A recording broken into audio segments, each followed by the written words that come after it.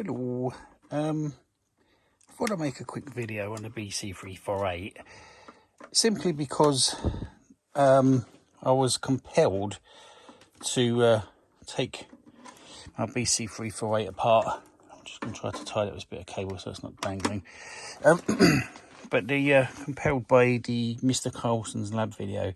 I like Paul's videos, they're really good, they're very informative, very instructional, and very inspiring as well. But this is my 348. It's in incredibly good condition for its age. This is really is. It's got absolutely zero holes drilled. It's in quite good condition. A few little minor scratches here, but for a radio that's long, which hasn't been fiddled about with, works incredibly well.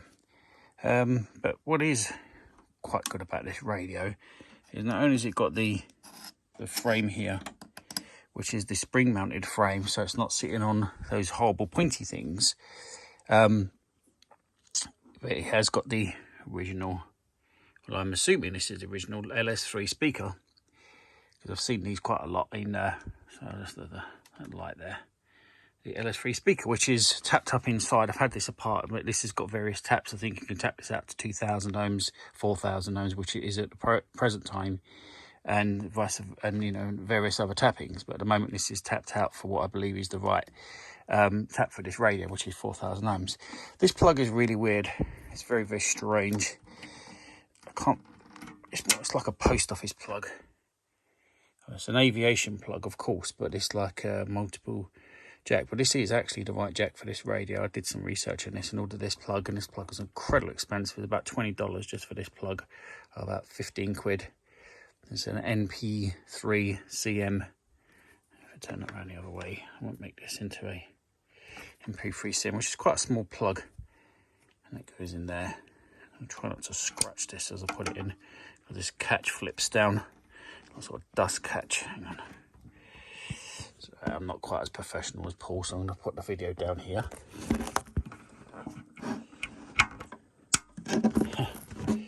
No, I'm just an amateur, and this is just the standard 6.3mm, 6.35mm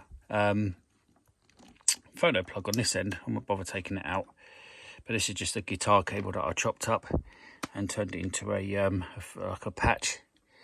And there we are, and this is my switch mode power supply, capable of 150 volts. That I've got it set for 28 volts at 4 amps, and yeah, so this is capable of 150 volts or 75 volts at 4 amps, 150 volts at 2 amps.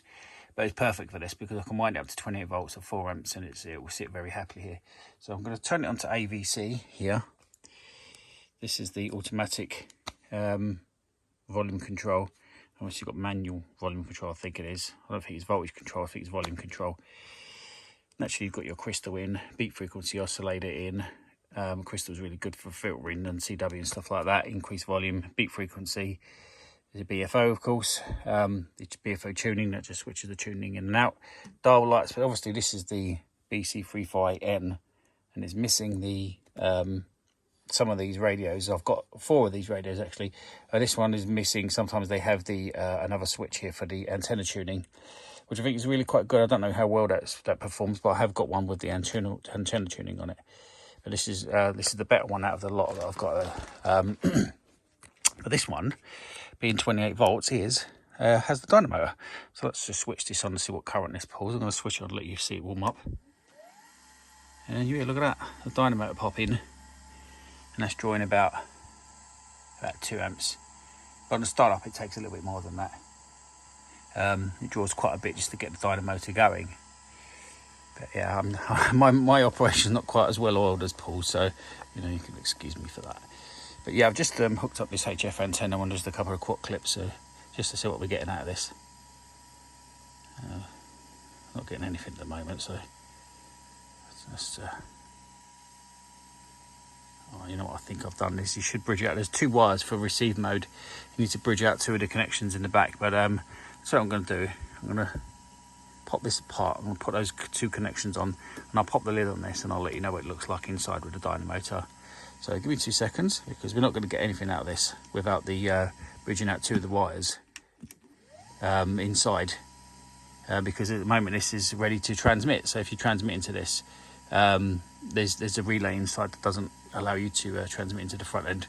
So there is 2 bridges on the original connection that allows you to do that, and I'll get back to you and I'll tell you what numbers they are. So for the time being, let's just end this video and make part 2.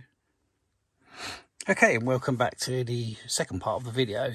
Right, but basically let's have a quick look inside this. It's very much similar to Paul's friend's radio. I do like to leave these desiccant inside the radios for any long periods of time, just in case, you know, the room of my shack gets a bit too cold and condensation builds up. But the pins you've got to bridge out just before. There's a couple of bags of these. Just leave these sort of inside your radio here and there. They're not doing any harm as long as they're not touching anything in the way of cogs or gears or anything like that. Then they can, you know, generally they can stay in there, not doing any harm in there. But that's the dynamotor. That's the really thing that people seem to be missing. 28 volt dynamotor transfers from 27.9 volts up to 224 volts. So that's the original dynamotor, and that's still running really well. So this radio, it by and large is unmolested. It's not been fiddled about with anything. It hasn't had any caps changed or anything done to it at all. It's as genuine bog standard. And what's even more refreshing is because, don't ask me why, but they always used to suffer with a case swap. Well, this is the BC348N, excuse me. And the case is actually a BC348N because there's actually a sticker in the back. And this is made by Wells Gardner. And as I say again, it's really refreshing to see one of these radios in such good condition, which hasn't been molested and drilled holes and so on and so forth. And it's had every Tom, Dick and Harry inside. Right, as I mentioned, if you bridge out, if you see that little sticker there, tells you which pins to bridge out. But if you bridge out 2 and 6, then what that does, that gives you, I think that's the right diagram. Maybe it isn't, so I beg your pardon, that isn't the right diagram. I thought it was. But if you bridge out pins 2 and 6 on the back of this block, excuse me, these are the connections here, I beg your pardon. But on the back of this block, there's 8 pins, but I think it's 4 for positive and 8 for ground, and 2 and 6 are bridged for receive. Otherwise you won't get anything out of this radio. This radio will not give you anything until you've bridged it out, which basically stops you when you're transmitting.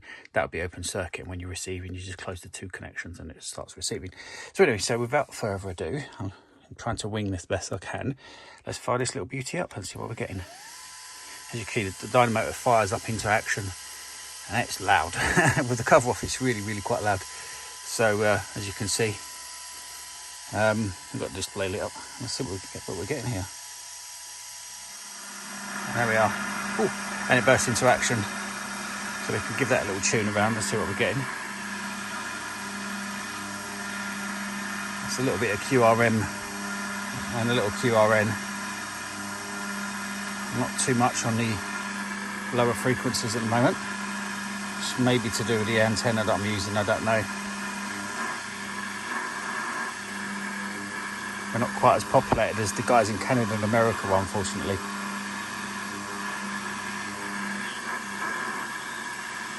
Something there, I don't know.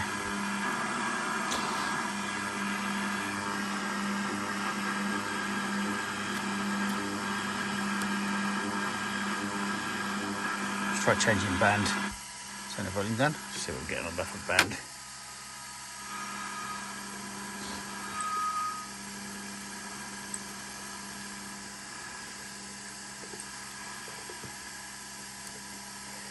Yeah, unfortunately, the UK has lost the vast majority of its AM bands, so just amateur bands really that seem to be on these frequencies. So let's try. Well, let's go up in frequency. In fact, so we pick something up on 40 meters. There's 80 meters. Let's see what we'll get on 40. Maybe something from the amateur side of things. A little interference there. I hope I've got it hooked up to the right. Oh, there we are.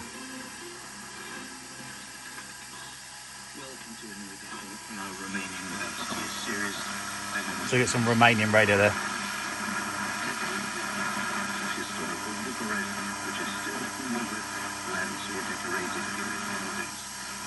It's a little Romanian radio there. That sounds pretty good. So that's pretty good there. We tune up a little bit more. A few more stations coming in. Unfortunately, by and large, a bit of QRM there.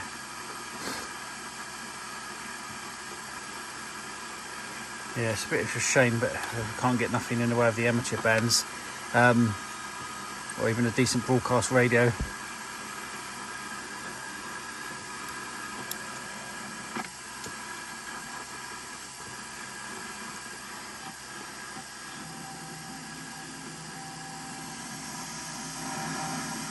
Sounds like QRM there.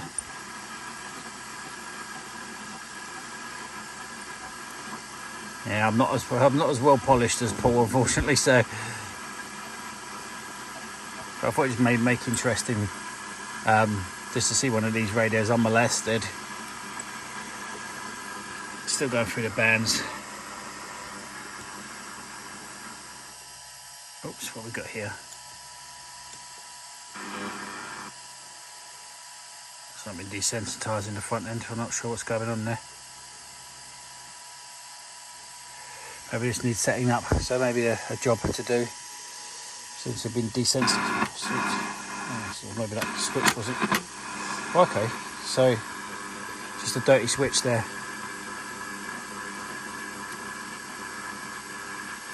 Not there's anything on those frequencies, but just a dirty switch seems to. I need to. Maybe we can get something on the much lower bands. I'll give it a go and then may call it quits on this.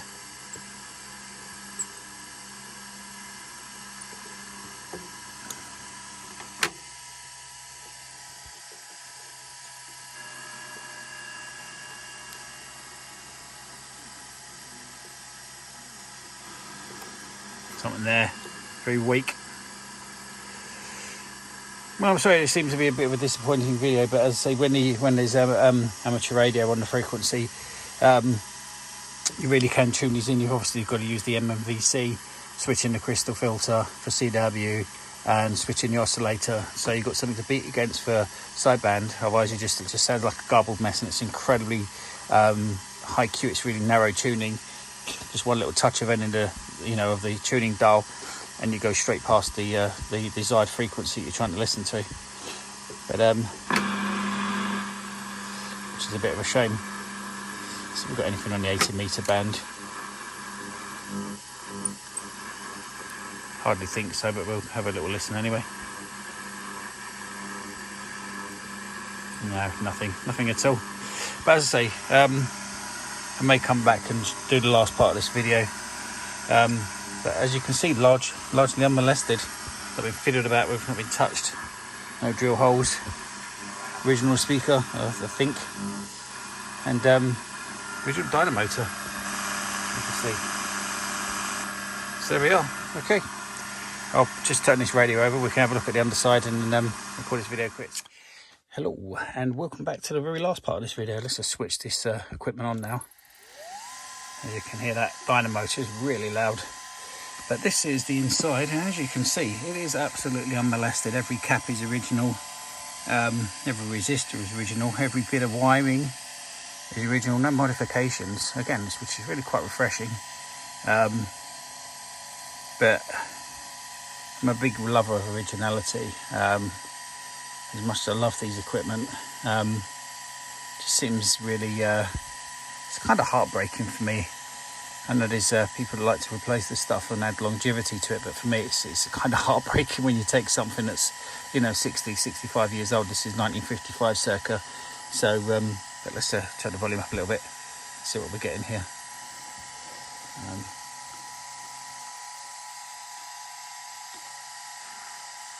Let's just, I think I'll switch it into MVC.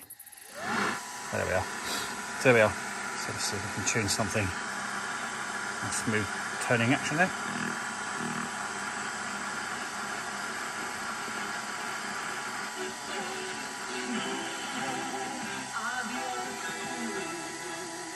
So yeah, we're picking up something there.